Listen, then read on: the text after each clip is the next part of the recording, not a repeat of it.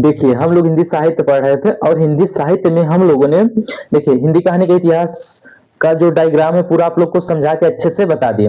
अब हम लोग उसी क्रम में हिंदी कहानी के इतिहास में प्रेमचंद पूर्व काल पढ़ लिया। अब हम लोग आज जो पढ़ेंगे वो है प्रेमचंद प्रसाद युग। प्रेमचंद प्रसाद युग देखिए, प्रेमचंद प्रसाद युग। अब देखिए पहले हम लोग प्रेमचंद जी को समझते हैं। देखिए ऐसे समझिए कि प्रेमचंद, देखिए प्रेमचंद जी ने लगभग कुल मिला के 300 कहानियां लिखी। कितनी? 300। प्रेमचंद जी ने लगभग 300 कहानियां लिखी कुल मिला के लगभग। और इनकी जो शुरुआती कहानियां 300 इन्होंने लिखी और इनकी जो शुरुआती कहानियां थी वह जमाना नामक पत्रिका में छपी। किसमें? जमाना। देखिए इनकी जो शुरुआती कहानियां थी वह जमाना नामक पत्रिका में छपी। देखिए इनकी जो कहानी यात्रा है पूरा, इन्होंने जो भी कहानियां लिखी उसको हम लोग 2 चरण में बांट के देखते हैं। देखिए इनकी कहानी यात्रा को 2 चरण में बांट के देखा जा सकता है। देखिए पहला जो है वह 1907 से 1925। देखिए प्रेमचंद प्रसाद युग आप लोग को पता ही है 1915 से 1936। अब देखिए जो दूसरा है वह 1925 से 1936। देखिए प्रेमचंद जी के पहले चरण की जो कहानियां हैं उसे आदर्श उन्मुख यथार्थवाद कहा गया है। आदर्श उन्मुख यथार्थवाद। अब देखिए आदर्श उन्मुख यथार्थवाद क्या है? अर्थात आदर्श की ओर उन्मुख होना। ऐसे समझिए कि प्रेमचंद जी की जो पहले चरण की कहानियां हैं उसमें यथार्थवाद, उस कहानी में यथार्थवाद है, बट क्या कहते हैं जो लास्ट में इन्होंने क्या किया कि हृदय परिवर्तन करके, क्योंकि कलम तो प्रेमचंद जी के ही हाथ में है, तो इन्होंने लास्ट में हृदय परिवर्तन करके मतलब कि आदर्श की बिंदु पे ही समाप्त किए हैं। आदर्श के बिंदु पे लाकर ही समाप्त किए हैं।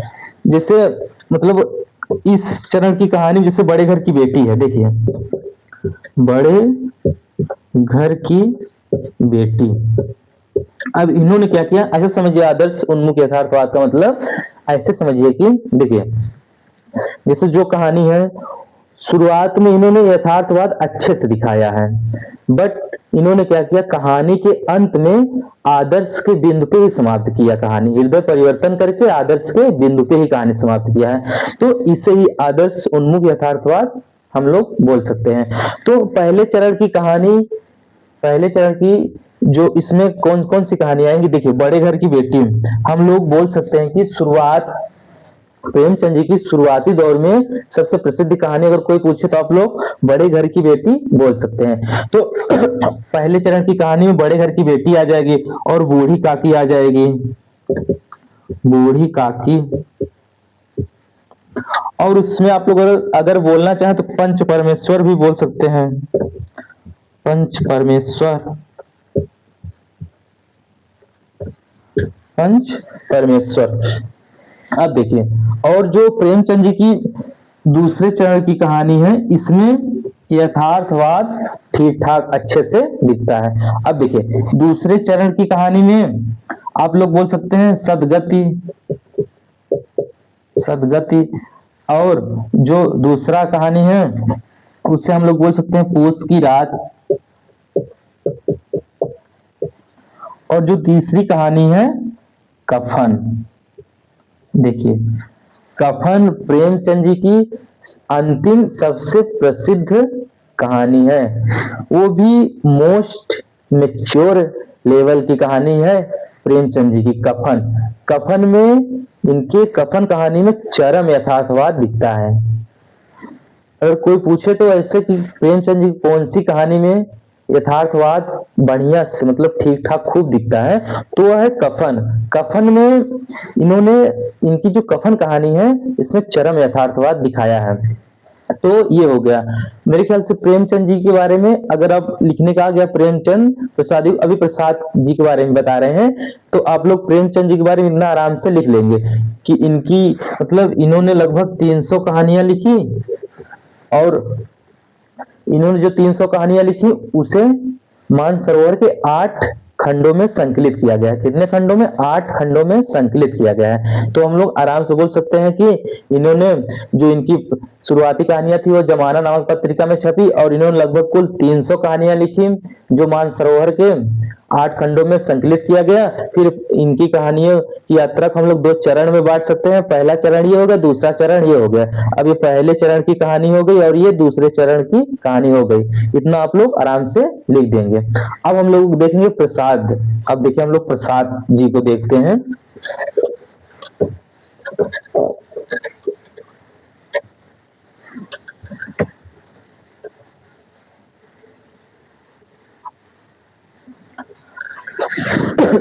देखिए प्रसाद जी छायावादी कवि हैं।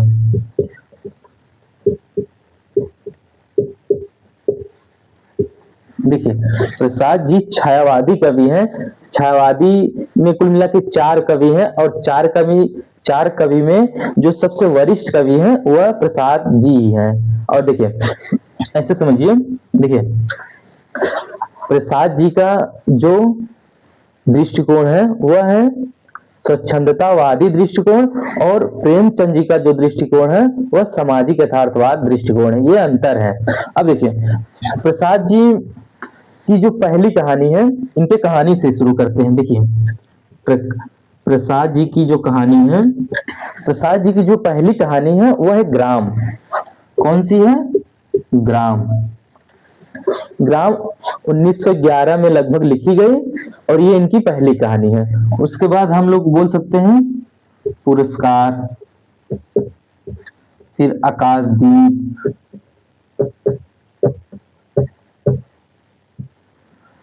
फिर हम लोग बोल सकते हैं गुंडा। ये इतना इनकी कहानी हो गई।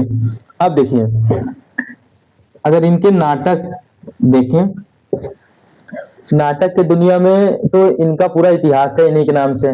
जैसे प्रेमचंद जी को केंद्र में रख के कहानी का इतिहास है, प्रेमचंद पूर्व काल, प्रेमचंद युग, प्रेमचंद पश्चात युग। ऐसे नाटक की दुनिया में प्रसाद जी को केंद्र में रख के ऐसे मतलब पूरा कहानी का वो नाटक का इतिहास है। जैसे प्रसाद पूर्व युग, फिर प्रसाद युग, फिर प्रसाद पश्चात युग, जैसे प्रेमचंद जी का है, वैसे नाटक की दुनिया में इन्हीं के नाम पे पूरा नाटक का इतिहास है।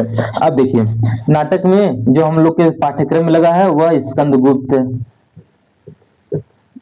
इन्होंने बहुत नाटक लिखे, जैसे चंद्रगुप्त हो गया। तो हम लोग को जो पाठ्यक्रम में है, जो हम लोग को पढ़ना है वह है स्कंदगुप्त। अब देखिए उपन्यास, देखिए उपन्यास के क्षेत्र में भी इन्होंने बहुत से उपन्यास लिखे हैं। देखिए जैसे तितली हो गया, कंकाल, देखिए कंकाल, तितली, इरावती, कंकाल, कंकाल, तितली, इरावती। इरावती इनकी अपूर्ण है अभी, तो कंकाल, तितली, इरावती, इरावती इनकी अपूर्ण है।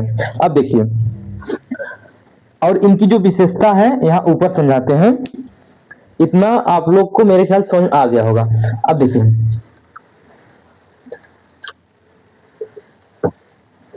इनकी और जो विशेषता है, हम लोग बोल सकते हैं इनकी और जो विशेषता है वह है राष्ट्रवाद।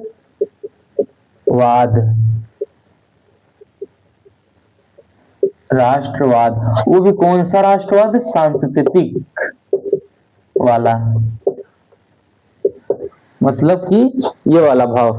जैसे हम लोग बोल सकते हैं सारे जहां से अच्छा हिंदुस्तान हमारा, तो ये वाला जो भाव है उसे हम लोग राष्ट्रवाद मतलब सांस्कृतिक राष्ट्रवाद बोलते हैं। अब देखिए और इनकी जो विशेषता है वह है नारी चरित्र महान। अभी आप लोग को बताते हैं कि कैसे सांस्कृतिक राष्ट्रवाद है इनकी रचनाओं में। देखिए नारी चरित्र महान इन्होंने बताया है, अपने रचनाओं में दिखाया है। मतलब नारी के चरित्र को इन्होंने अपनी रचनाओं में महान दिखाया है। अब देखिए कैसे महान दिखाया है। देखिए जो कामायनी अभी पढ़ेंगे आप लोग। देखिए कामायनी में देखिए एक है श्रद्धा और एक है ईड़ा। देखिए ये इंटरव्यू में भी यही सवाल पूछ लेते हैं कभी कभी कि आप लोग के पास दो लड़की का रिश्ता आया है, एक श्रद्धा और एक ईड़ा, आप लोग किससे शादी करेंगे? तो ऐसे पूछ लिया जाता है कभी कभी इंटरव्यू में, क्योंकि वहां इंटरव्यू जो लेते हैं उन लोग दिमाग में प्रसाद जी बैठे रहते हैं। तो देखिए श्रद्धा किस टाइप की, देखिए श्रद्धा ऐसे समझिए कि जैसे हम लोग की माताएं नहीं होती वैसे, मतलब उस टाइप की है, मतलब श्रद्धा बहन जी टाइप की है। और जो ईड़ा है वो मॉडर्न है, वो पढ़ी लिखी है। ईड़ा जो है वो मॉडर्न है, पढ़ी लिखी है। और श्रद्धा का भाव क्या है, मतलब त्याग, इमोशनल, मतलब भावनाएं, मतलब वो कि मतलब कुछ भी हो सबसे आगे, मतलब अगर कोई भी चीज का त्याग करना हो तो वो आगे आ जाती है, मैं करूंगी, इस टाइप की है।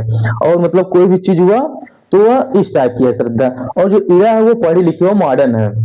तो कामायनी में अब कलम तो प्रसाद जी के ही हाथ में है, तो उन्होंने क्या किया कि ईरा के माध्यम से श्रद्धा से माफी मंगवाया है। प्रसाद जी ईड़ा के माध्यम से श्रद्धा से माफी मंगवाया है और श्रद्धा को केंद्र में रखा है, श्रद्धा को केंद्र में रख के रचना किया है। तो यहाँ पे नारी चरित्र महान भी दिखाया है। और देखिए जो अभी कहानी आप लोग को बताया ना, पुरस्कार, उसमें अब देखिए पुरस्कार की जो नायिका है मधुलिका, देखिए मधुलिका जिससे प्रेम करती थी, जब मधुलिका को पता चला कि उसका प्रेमी राष्ट्रद्रोही है तो उसे भी प्रशासन को बुला के प्रशासन के हवाले कर देती है। तो फिर राजा मधुलिका को बुलाते हैं, बोलो मधुलिका तुम्हें पुरस्कार में क्या चाहिए? तो मधुलिका बोलती है कि मुझे पुरस्कार में मृत्यु दंड चाहिए। तो पूरा सभा सन्नाटा हो जाता है कि ये क्या मांग ली मधुलिका। तो यहाँ पे ये दिखाया गया है कि मधुलिका अपने मतलब राष्ट्र के लिए अपने प्रेम को भी कुर्बान कर दी। तो इसलिए हम कह सकते हैं कि प्रसाद जी की रचनाओं में राष्ट्रवाद का भी तत्व देखने को मिलता है और नारी चरित्र महान का भी तत्व देखने को मिलता है। तो ये प्रसाद जी की रचना हो गई पूरा। तो मेरे ख्याल से अब आप लोग प्रसाद जी की जितनी भी आएंगी, मतलब प्रेमचंद जी का भी बता दिया आप लोग को, तो प्रेमचंद प्रसाद युग आएगा तो आप लोग अच्छे से मिला के अब लिख लेंगे। तो ये पूरा हो गया।